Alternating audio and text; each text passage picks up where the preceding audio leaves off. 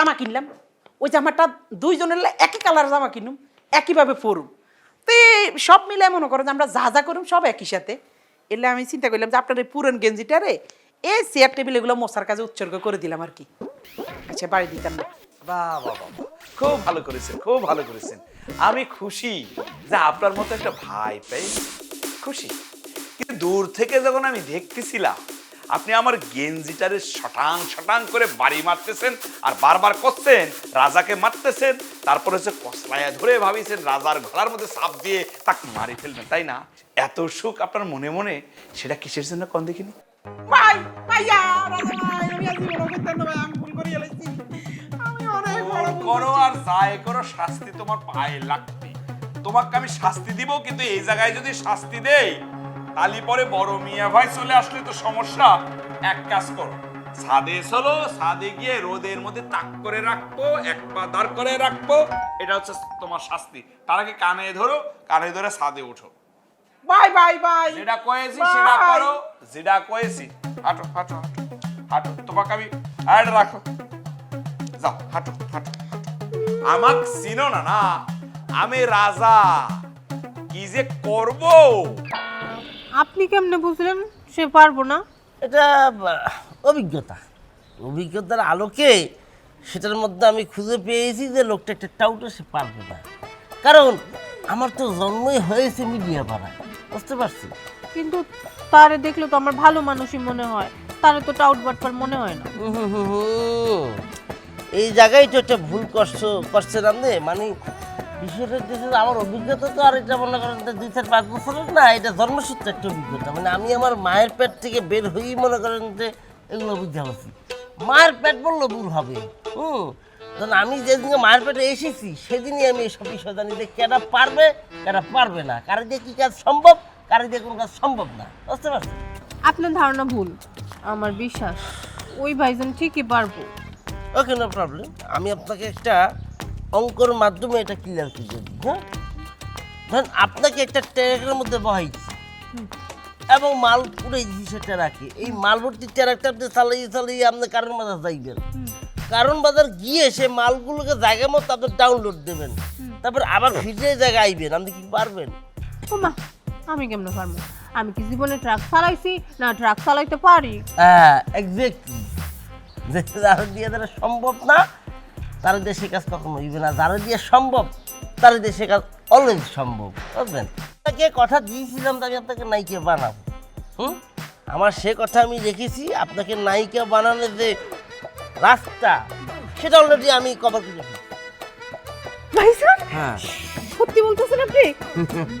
সত্য নাকি মহাসত্য সেটা তাদের সামনে চলে। আপনারে আমি খুশি খবরটা তাদের দেই।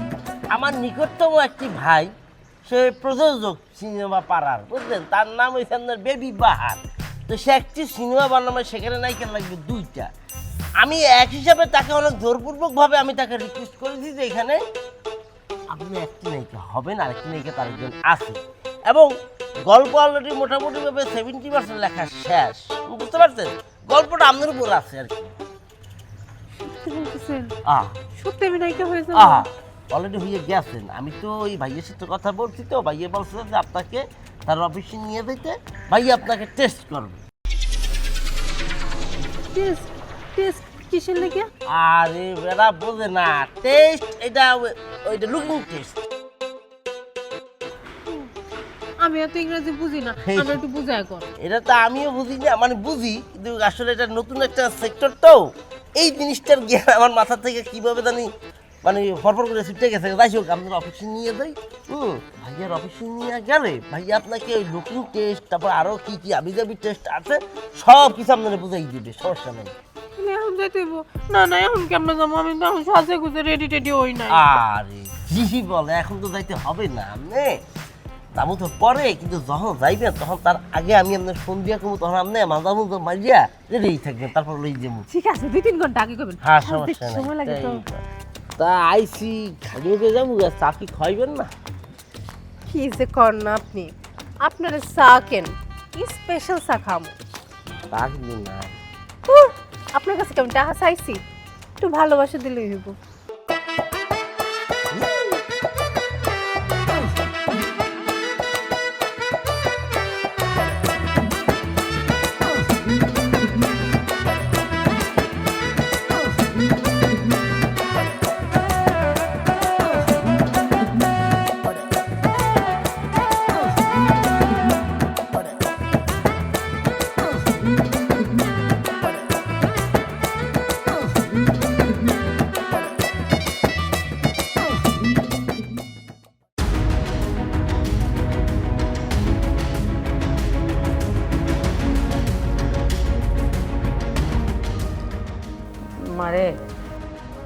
তোরাই তো কইতাছিলে আমার শাদির কথা, আমিও ভাবলাম আমার শাদি করা উচিত।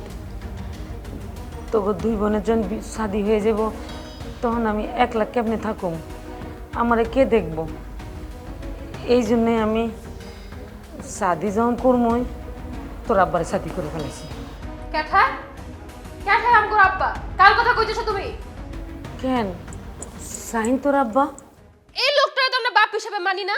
আমরা এই লোকটারে চিনি, উনি হচ্ছে মিস্টার শাহিন উর্ফে স্বার্থপর বিশ্বাসঘাতক প্রতারক একটা বেটা। শুধু তাই না, মিস্টার শাহিন একটা অমানুষ, এমন একটা অমানুষ যে কিনা নিজের স্বার্থের লাইগা নিজের বউরে ফালায় হয়ে চলে গেছে, যে কিনা সন্তানগোর অধিকার কায়দা নেওয়ার আগে এক বিন্দু চিন্তা করে না, যার কাছে পিতৃস্নেহের কোনো মূল্য নাই, আকুতির কোনো মূল্য নাই। এইসব কি কইতেছস? তোগো আব্বা তো তার ভুল বুঝে তোগো কাছে মাপ চাইছে, আমার কাছে মাপ চাইছে বহুবার। একটা অমানুষ, বেঈমান, প্রতারক তার কীর্তিকলাপের লেগা ক্ষমা চাইতেই পারে, কিন্তু যার কাছে ক্ষমা চাইতাছে সে ক্ষমা করবো কিনা এটা তার ব্যক্তিগত ব্যাপার। হতাশ কোনো কি হয় আমি কি বলতেছি কারণ শুনতে থাকো। এই আপনি থামেন মিস্টার শাহিন, এইখানে মা মাইয়াগোর মধ্যে কথা হইতাছে, আপনি বাইরের মানুষ হয়ে আমগোর মধ্যে নাক গলাইবেন না। খবরদার আদুরি, শাহিন বাড়ির মানুষ না, তারে অপমান করার কোনো অধিকার তোগো নাই। শাহিন এই পরিবারের মানুষ, তোগো আব্বা আমার স্বামী। বাহ বাহ আম্মা বাহ, এই না হলো তুমি একখান নারী। তোমার মতন নারী আছে বললেই নারী করে মানুষ ছলনাময়ী করে। ভুলে যাস না আমি তোগো মা। তুমি চুপ করো, তুমি নিজেরা প্রশ্ন করো, তুমি কি আসলে আমগোর মা? আদুরি দেখছস আমার মায়া ময়না কি কইতাছে? ময়না তো ঠিকই কইছে, তুমি যদি আসলে আমগোর মা হইতা তাহলে এইরকম একটা জঘন্য সিদ্ধান্ত নেওয়ার আগে আমগোর একবার জিগাইতা। কেমতে পারলা তুমি? হ্যাঁ কেমতে পারলা আমগোর লগে এইরকম একটা বিশ্বাসঘাতকতা করতে? আমি বলতে চাচ্ছি কি তোমার আম্মাকে কোনো দোষ নাই, ও একবারে নির্দোষ, ও কিচ্ছু না জানে। আয় আয় বহুতবার ওরে রিকোয়েস্ট গড়িয়ে রাজি করায়, ওর জীবনে নতুন করে আবার লাই আয় চেষ্টা করে ওরে রাজি করাই, আবার হইতে ওর কোনো দোষ নাই, তোমার আমার কোনো দোষ নাই। এই যে মিস্টার শাহিন, আপনার আগেও সতর্ক করা হয়েছে, বাইরের মানুষ হয়ে আমার মা মায়ের মাঝখানে ঢুকবেন না। শাহিন বাইরে কেউ না, আমি স্ব ইচ্ছায় তারে শাদি করছি। আগের কথা বাদই দিলাম, এখন তো সে আমার স্বামী, তোগো আব্বা। তোমার কাছে উনি পরিবারের লোক হইলে হইতে পারে আম্মা, কিন্তু আমগোর কাছে উনি বাইরের মানুষ আছিল আর সারা জীবন বাইরের মানুষই থাকবো।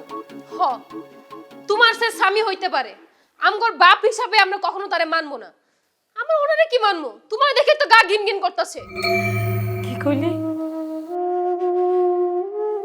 আমি তোগো মা শাদি করছি, এই জন্য আমার দিকে তাকাইতে তোগো ঘৃণা হইতেছে? না আম্মা, তুমি বিয়া করছো দেখে ময়নাই কথা কয় নাই।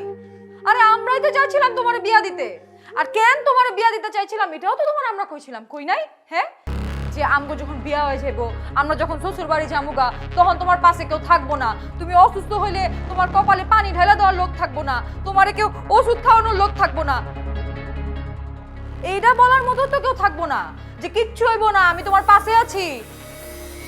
তোমার সুখের কথা ভাইবা তোমারে বিয়া দিতে চাইছিলাম, কিন্তু তাই কই এরকম একটা অকৃতজ্ঞ লোকে লাগে না। তুই কষ্ট পাইস না আব্বা? কার লেগে কষ্ট পাইতেছ? যে মানুষটার কষ্ট দূর করার লেগে আমরা পাত্র দেখতেছিলাম, যার একাকিত্ব দূর করার লেগে আমরা সঙ্গী খুঁজতেছিলাম, সে তো তার সুখের কথাই চিন্তা করছে, আমার তোমার কথা একবারও চিন্তা করে নাই। আমরা যার চোখের স্বপ্ন আঁকতেছিলাম, সে আমগো স্বপ্ন ভাঙিয়ে দিল। আমগোর চোখের পানির যোগান আমগোর মা নিজে করছে, সেই জায়গায় তুই কষ্ট পাইতেছস কেন? আমি তোমাদের দুজনের কাছে ক্ষমা চাইতে, অতীতের ব্যাগ তুলে লাই একবার আজ জোর করে তোমার দুজনের কাছে মাপ চাইতে। এই জীবনে তো একলা জীবন কেন হারাইল, ওর কোনো দোষ নাই, বিশ্বাস করো ওর মাপ করে তো তোমার দুজন প্লিজ, ওর ভুল না বুঝছে, ব্যাগ তো ছাড় আজ তোমার কাছে। আজকে হঠাৎ করে আমার মান লাগিয়া আপনার দত উতলে পড়তেছে, আপনার চাওয়াটা কি? আমার মারে ছাইরা যাওয়ার 8 বছর পর আপনার কেন এটা মনে হইলো যে আমার মার কাছে আবার ফেরত আইতে হইব? নতুন প্ল্যান করে আসছেন নাকি যে আম করে একবারে পথে বসাই যাবেন? মানা করছি না, ছোট মুখে বড় কথা কইবি না, আমার স্বামীরে অপমান করবি না।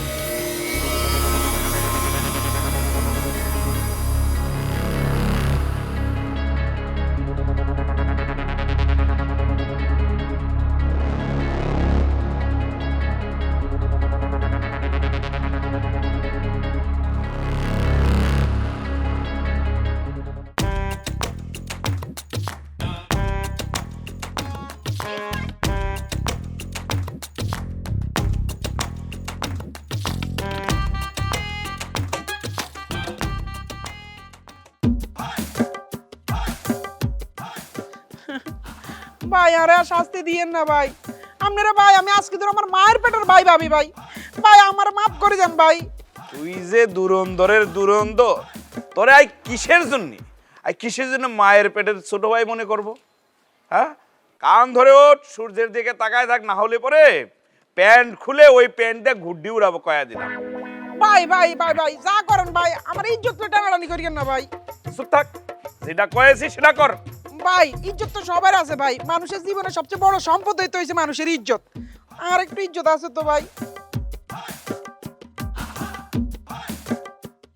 এই তোর ফোন বাজিছে মনে হচ্ছে, ফোন ধর দেখ বড় মেয়ে ভাই ফোন দিয়েছে কিনা। ভাই ফোন ধরতে হলে তো হাত কানেতে নামাইতে হইব। আচ্ছা ঠিক আছে, কানেতে হাত নামায়ে ফোন ধর।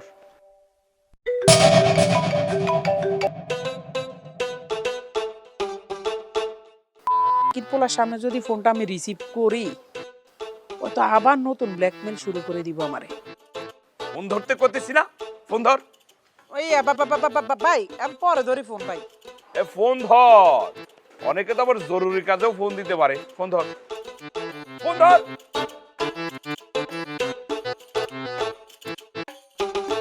হ্যালো, এই ফালতু ছেলে, আমি যে একটা মেয়ে একা একা বাসায় আসলাম কি আসলাম না, কোনো বিপদ আপদ হয়েছে কিনা, তুই একটা বড় ফোন দিয়ে আমার খোঁজ নিছস? ওহো আমার কি কি হইছে? আপনার শরীর খারাপ করিয়া লাইছে? সর্বনাশ, কও কি? ওই খরটাসের বাচ্চা, আমি তোর আম্মা ফোন দেখি। ও ও আচ্ছা আচ্ছা ঠিক আছে আম্মা। কি ঠিক আছে? হ্যাঁ আমার আমি তো এটাই কইছি, ঠিক আছে বললাম তো ঠিক আছে। তোরে কিন্তু আমি শেষ করে দিব একদম, তুই কিসব বাজে বাজে কথা বলতেছস? কি কইলা আম্মা? হ্যাঁ কও কি? আতরের বুঝে আতরের মাথার তুলিমুলি সমস্যা হলাইছে। তোর আমি জুতা মারমু কিন্তু। আতরের এত অসভ্য, এই মানে তোকে ভালো আছিল, নিজের স্বামীর নিজে জুতা দি মারছে। এই আমার কিন্তু এখন রাগ উঠতেছে, আমি কিন্তু এখন তোরে কাইটটা নদীতে বাসায় দিব কিন্তু, বুড়ি গঙ্গাতে তো এক পিছু খুঁজে পাবো না কিন্তু পরে। কি কইলা আম্মা? সর্বনাশ, আতরের এত ডাঙ্কু মহিলা আতরের নুনু গাড়ি আলাইছে। হায় রে, মানুষ এখন আর মানুষ রইলো ভাই।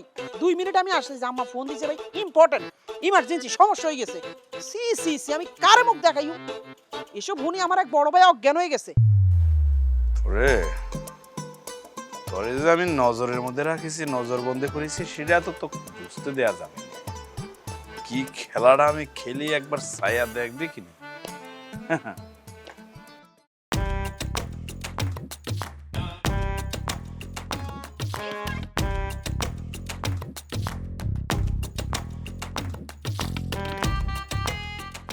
কে? বলো তো কে? আরে আজব, এভাবে কি বলা যায় নাকি? কে নিশি? তাহলে যারা? তাহলে বলতে পারতেছি না। আচ্ছা তোমাকে আর কষ্ট দিলাম না। তুই? তোকে দেখা তো ভালো লাগতেছে। তা হঠাৎ আমাদের বাসায়? আমারও অনেক ভালো লাগতেছে তোমাদের বাসায় আসতে পেরে। কারণটা কি বলতো? কেন আসছিস? ভুল করে চলে আসিস নাই তো? ভুল করে আসি নাই, বিশেষ একটা উদ্দেশ্য নিয়ে আসছি। বিশেষ উদ্দেশ্য? সেটা আবার কি? খুব ভালো একটা পাত্রীর সন্ধান পাইছি, বিয়ের প্রস্তাব নিয়ে চলে আসছি। বিয়ের প্রস্তাব? কার? এ বাড়িতে তো কোনো বিবাহযোগ্য পাত্র নাই। অবশ্যই আছে। হ্যাঁ আমি আছি, কিন্তু আমার পাত্রী তো রেডি, তো সব চেষ্টাই বৃথা। আমার কোনো চেষ্টাই বৃথা যাবে না। তোমার সাথে কথা বললে তো ফালতু, কোনো লাভ নেই। মামার সাথে কথা বললে কাজে আসবে, তখন তোমাকে রাজি করানো কোনো বিষয়ই না। এরকম আমি যা সন্দেহ করছি ওইটাই হয়ে গেছে। তোর বাপে আবার বিয়ে করতে রাজি হইতাছে, তাই না? আল্লাহ, আমি কেন পোড়া কপালটা লয়ে জন্মাইলাম? আল্লাহ গো আল্লাহ। আরে আম্মা তুমি কি শুরু করছো? ওই কি শুরু করছিস মানে? তুই একবার চিন্তা করে দেখতে পারো, তোর বাপে আমারে রাইখা আবার বিয়ে করতে চাইতেছে। এই ব্যাটার লাগে বিয়ে হওয়ার পর থেকে আমার জীবনটা ছারখার হয়ে গেছে, জ্বালায় পুরো শেষ করে রাখছে। আম্মা তুমি এমন কইরো না তো, এত অস্থির হইও না। আমি অস্থির হইতেছি না, আমি অস্থির হবো না, কি সুস্থির থাকুক। আমার অস্থিরতাই তখন চোখে পড়লো, তোর বাপে যে এই বয়সে আবার বিয়ে করতে রাজি হইতেছে। এটার কি হইব? মামি, আপনি খালি খালি অস্থির হইতেছেন। আমার তো আবার বিয়ে করতে যেতেছে না। বিয়ে করতে চাইতেছে না মানে? আমি নিজের কানে শুনলাম না, তুমি কইলা যে পাত্রীর বিষয়ে তুমি তোমার মামার লাগে আলাপ করবা। আরে মামি, আমি এইটা বাবু ভাইয়ের বিয়ের ব্যাপারে বলছি, আর অর্ধেক কথা বানায় বানায় মজা করে বলছি। হায় তবা, এটা কি হয়ে গেল? আর আমি মনে করছি তোমার মামু মনে হয় আবারও হাজার বিয়া করবো, কারণ তোমার মামুর মাথায় তো পাগলা করে। হ্যাঁ, তখন কি কয় তো কোন জানা তো আমি আবারও বুঝি। আর আম্মা তুমি সামান্য কথাটা লাইগা আবার ভুল বুঝলা। আমি বড় ভুল করে হচ্ছে কি যে আমার হয় না, মাঝে মাঝে মাথার মধ্যে সব গন্ডগোল পাকায় হেলে আউলে গেছি। মনে করিস না, জানো যে তোর মা একটু পাগল ছাগলের মতো আছে। ও মা, মনে করো না। হ্যাঁ, তুমি একটু শান্ত হও। যাও।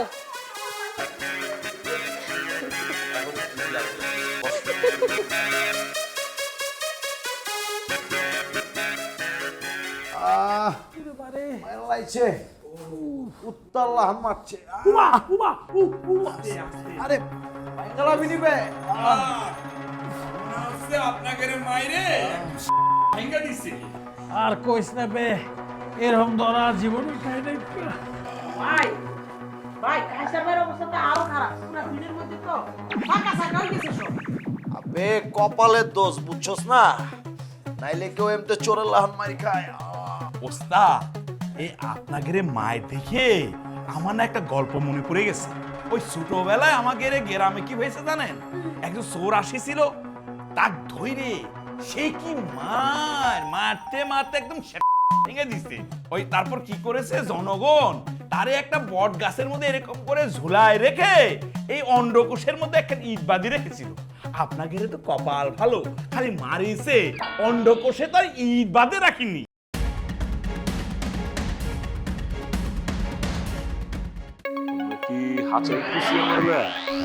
কি কইতা ছেড়া? আরে হাতে হাতে খুশি মনে তো কি হবো? তুই ওইটা চোষ আমাকে একমাত্র বলা। আরে না ভাবি, কি যে বলেন না, আমি পড়তে একটা পাখিকেই মানাতে চাই, কিন্তু কি এই যে পাখিটা বুঝেও না বোঝার ভান ধরে। চেষ্টা করলে একটা সময়